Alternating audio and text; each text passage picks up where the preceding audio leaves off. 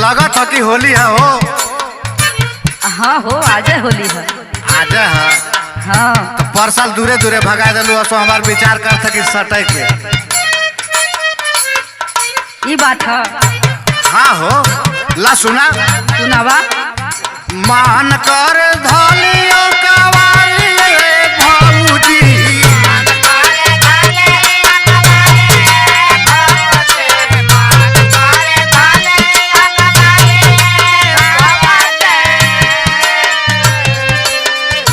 सुनत हो ना। हाँ हो सुनत है। मान कर धलियो कवारी भौजी तोहा के सटाई पीछा कारी। अरे अरे अरे ये बात है।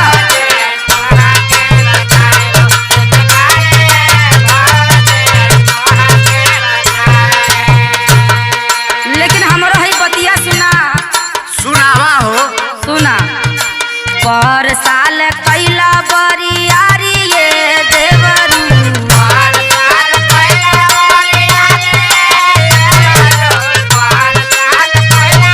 अरे भौजी पर साल कुछ नहीं कैली हो। सुना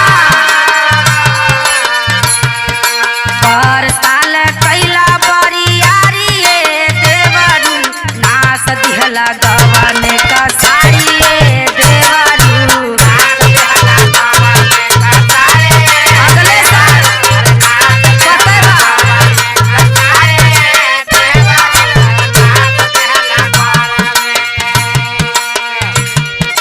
हम कुछो नहीं कैली तो कहत हो हमार साड़ी नाच देला।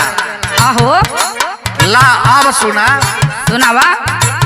लेकिन अब की बार लहा लिया रंगवा गुलाल हमार करना जियान हो।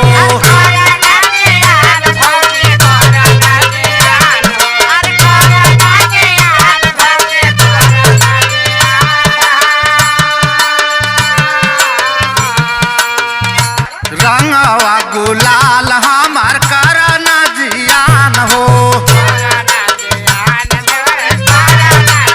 ओहो ये बात है।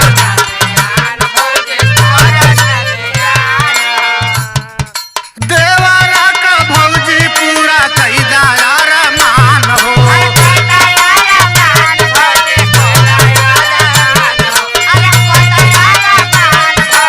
सुनत हो हाँ हो सुना थी। आगे पीछे रंगब पारा पारी भौजी।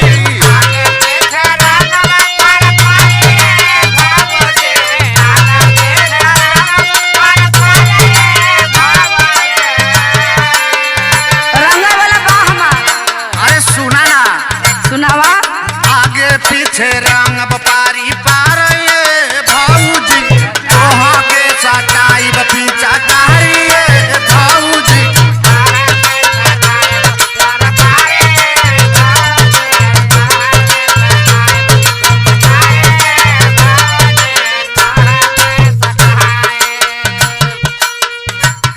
पर साल जवन होली हो रहल ना हाँ हो उ आजो याद आवत है।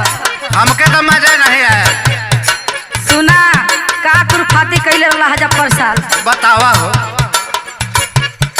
दारला या वीर दुनो गालिया भाभात बा।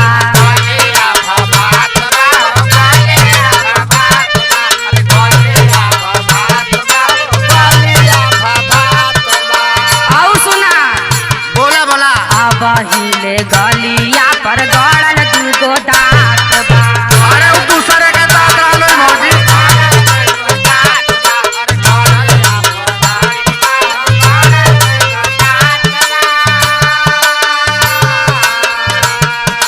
तनी कोना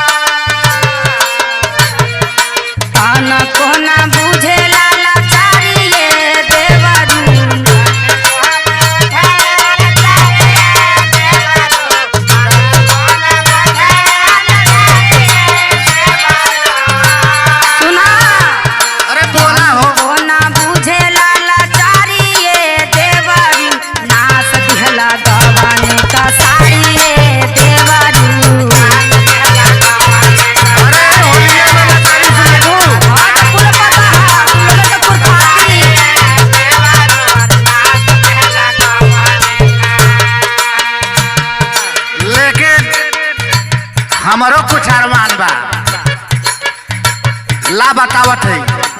बतावा। भौजी में देवारा कह होला आधा। अच्छा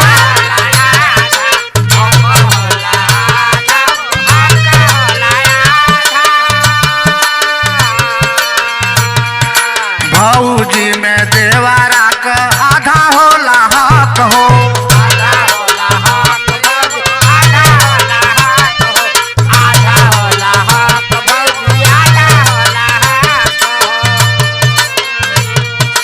केहू नाही करी परशुराम ऊपर शक हो। फूल पूजा चाहिए। अरे भौजी होली का महीना चलता है, काम चला लो ले।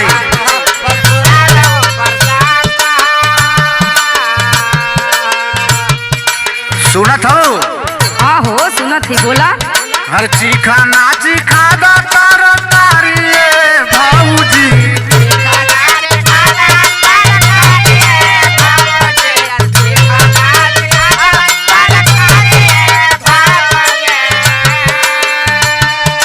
चीखा नाची खादा तरकारी भौजी।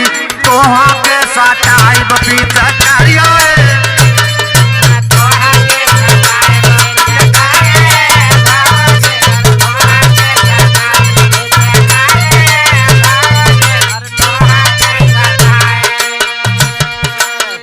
लेकिन सुना, बतावा।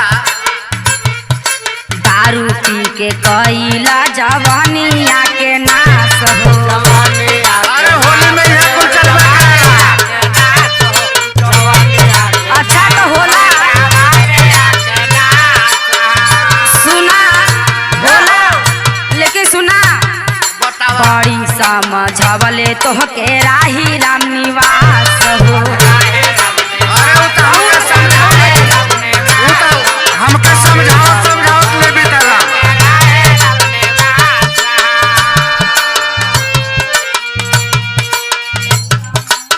हिना परवीन का कयल तैयारी ये देवरू।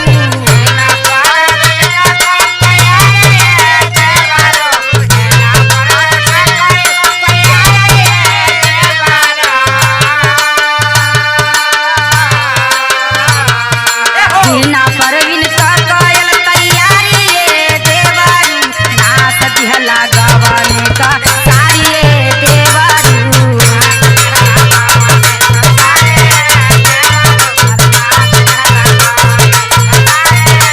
तोहा के सटाई पिचकारी भौजी।